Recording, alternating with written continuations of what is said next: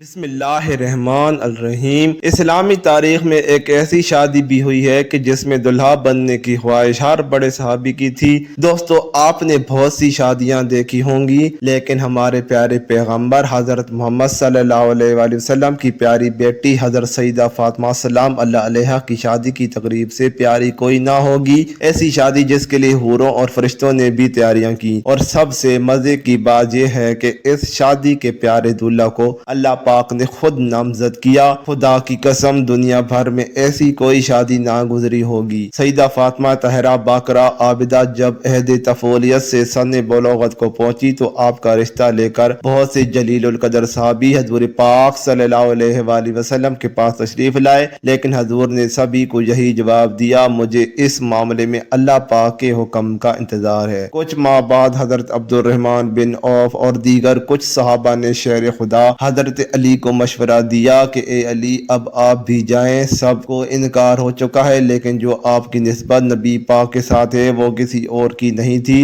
حضرت علی رضی اللہ تعالی رسول اللہ صلی اللہ علیہ وآلہ وسلم کی خدمت میں گئے۔ اتنی دیر میں اللہ کے محبوب نے فرمایا، اے علی، آج تمہارا آنا کیا فاطمہ کے رشتے کے لیے ہے؟ تو حضرت علی نظر جھکا کر فرمانے لگے، جی یا رسول اللہ صلی اللہ علیہ وآلہ وسلم۔ حضور علیہ الصلوۃ والسلام نے فرمایا کہ مجھے جبرائیل نے پہلی خبر دے دی ہے۔ آپ صلی اللہ علیہ وآلہ وسلم نے ان کی درخواست قبول فرمائی اور ارشاد فرمایا، اے علی، گھریلو ضروریات کی کوئی چیز تمہارے پاس ہے جسے تم وسیلہ بناؤ؟ حضرت علی نے فرمایا، میرے پاس ایک تلوار، ایک اونٹ اور ایک ذرہ ہے۔ حضور علیہ الصلوۃ والسلام نے فرمایا، تلوار کی تمہیں ضرورت ہے، ہر وقت جہاد کے لیے تیار رہتے ہو، اور اونٹ تمہاری سواری کے لیے ہے، وہ بھی ضروری ہے۔ میں تیری طرف سے ذرہ پر اکتفا کرتا ہوں، اور اے علی، تجھے بشارت ہو کہ اللہ تعالیٰ نے تیرا اور فاطمہ کا نکاح آسمان میں باندھ دیا ہے۔ مجھے اللہ تعالیٰ کی طرف سے یہ حکم ہوا ہے کہ میں بھی سب کے سامنے تمہارا اور فاطمہ کا نکاح پڑھا دوں۔ اس طرح رسول اللہ صلی اللہ علیہ وآلہ وسلم نے حضرت علی کا نکاح پڑھایا۔ جب حضرت فاطمہ کی رخصتی کا وقت آیا تو حضور علیہ الصلوۃ والسلام کے پاس تمام ازواج مطہرات جمع تھیں۔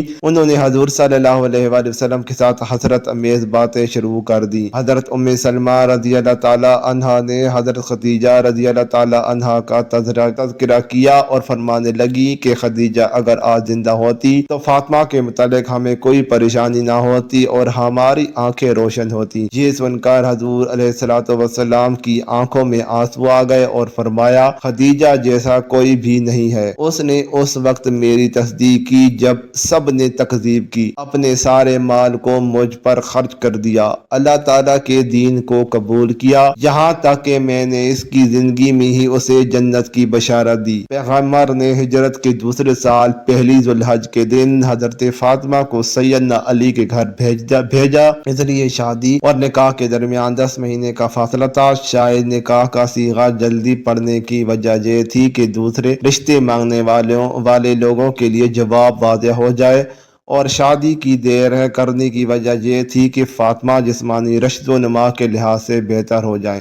خاتون جنت کا جہیز، آقا نامدار، مدنی تاجد اور رسول وقار، دونوں عالم کے مختار و محبوب حبیب صلی اللہ علیہ وآلہ وسلم نے شہزادی اسلام حضرت بی بی فاطمہ رضی اللہ تعالی عنہا کو جو جہیز میں سامان دیا، اس کی فہرست یہ ہے: ایک کملی یعنی چادر، باندھ کی ایک چارپائی، چمڑے کا گدا جس میں روئی کی جگہ کھجور کی چھال بھری ہوئی تھی، ایک چھاگل، ایک مشک، 2 چکیاں، 2 مٹی کے گھڑے ہیں۔ حضرت علی حضرت ام ایمن کے ساتھ حضور صلی اللہ علیہ وآلہ وسلم کی خدمت میں حاضر ہوئے۔ حضرت علی فرماتے ہیں کہ حضور صلی اللہ علیہ وآلہ وسلم نے مجھ سے پوچھا، کیا تم زوجہ کے ساتھ رہنا چاہتے ہو؟ میں نے عرض کیا، جی یا رسول اللہ۔ آپ صلی اللہ تعالیٰ علیہ وسلم نے ارشاد فرمایا، بڑی محبت و عزت سے انشاءاللہ عز و جل آج رات سے تم اپنی زوجہ کے ساتھ رہا کرو گے۔ رخصتی کی رات حضور اکرم صلی اللہ علیہ وآلہ وسلم نے اپنی لخت جگر کو ایک نیا جوڑا عطا فرمایا۔ حضرت سیدنا علی المرتضیٰ حضرت سید فاطمہ سے محبت بھری گفتگو کرنے لگے، یہاں تک کہ رات کا اندھیرا چھا گیا تو وہ رونے لگیں۔ حضرت سیدنا علی المرتضیٰ نے پوچھا، اے تمام عورتوں کی سردار، کیا آپ خوش نہیں ہے کہ میں آپ کا شوہر ہوں اور آپ میری بیوی ہیں۔ کہنے لگی میں کیوں کر راضی نہ ہوں گی، آپ تو میری رضا بلکہ اس سے بھی بڑھ کر ہیں۔ میں تو اپنی اس حالت و معاملے کے متعلق سوچ رہی ہوں کہ جب میری عمر بیت جائے گی اور مجھے قبر میں داخل کر دیا جائے گا، آج میرا عزت فخر کے بستر میں داخل ہونا کل قبر میں داخل ہونے کی مانند ہے۔ آج رات ہم اپنے رب عز و جل کی بارگاہ میں کھڑے ہو کر عبادت کریں گے کہ وہی عبادت کا زیادہ حق رکھتا ہے۔ اس کے بعد دونوں عبادت کی جگہ کھڑے ہو کر رب کریم عز و جل کی عبادت کرنے لگے۔ اسی لمحے ایک بوڑھی عورت نے صدا دی کہ ایک جوڑے کا سوال کرتی ہوں۔ حضرت سیدہ فاطمہ نے یہ سنا تو آپ کو قرآن کی آیت یاد آ گئی کہ تم ہرگز نیکی کی منزل تک نہیں پہنچ سکتے جب تک کہ اپنی محبوب چیزوں میں سے راہ خدا میں انفاق نہ کرو۔ آپ نے شب زفاف میں ہی اپنا شادی والا جوڑا جو حضور صلی اللہ علیہ وآلہ وسلم نے انہیں دیا تھا اس بڑھیا سائل کو دے دیا۔ اللہ اکبر۔ چنانچہ حق زوجیت ادا کرنے سے پہلے ابتدائی 3 دن ان دونوں مقدس ہستیوں نے دن روزے میں اور رات عبادت الہی میں بسر کیے۔